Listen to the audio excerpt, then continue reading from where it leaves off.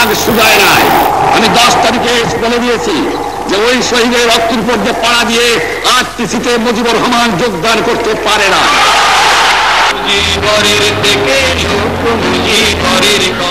শৃঙ্খল ভাঙার স্বপ্ন নিয়ে বাংলার মানুষ যখন মুক্তির আকাঙ্ক্ষায় উন্মুখ, তখন বাঙালির প্রত্যাশার কেন্দ্রবিন্দুতে যে মানুষটির কিরণময় অস্তিত্ব এদেশের মানুষকে দেখিয়েছিল স্বাধীনতার রক্তিম সূর্যের স্বপ্ন, তিনি বঙ্গবন্ধু শেখ মুজিবুর রহমান।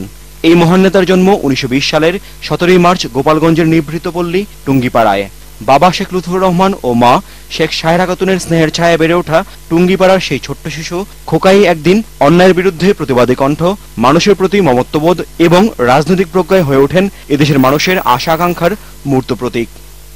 52 ভাষা আন্দোলন থেকে 1971 সালের মহান মুক্তিযুদ্ধ, শিশুটির 6 দফার সংগ্রাম করতে গিয়ে বারবার কারাগারে যেতে হয়েছে বঙ্গবন্ধুকে।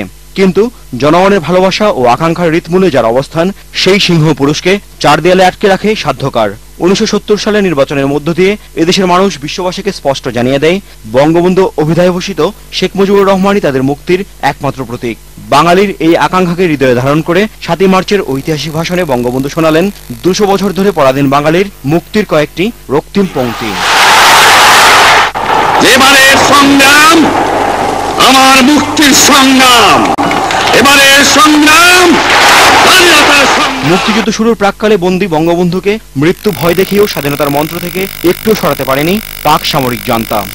যে শরীর স্পর্শ করতে সাহস পায়নি পাক হানাদার বাহিনী, সেই শরীর বিদীর্ণ হলো দেশীয় ঘাতকের বুলেটে 15 আগস্টের কাল রাতে।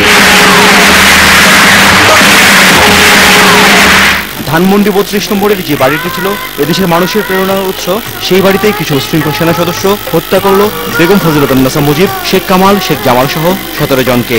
রক্ষা পায়নি 9 বছরের অবুঝ শিশু রাসেলও। এই নির্মম হত্যাকাণ্ডের বিচার আজও হয়নি। বঙ্গবন্ধু আজ শুয়ে আছেন গোপালগঞ্জের সেই মধুমতি নদীর তীরে, যে নদী একদিন তাকে শিখিয়েছিল এদেশের মাটি ও মানুষকে ভালোবাসতে।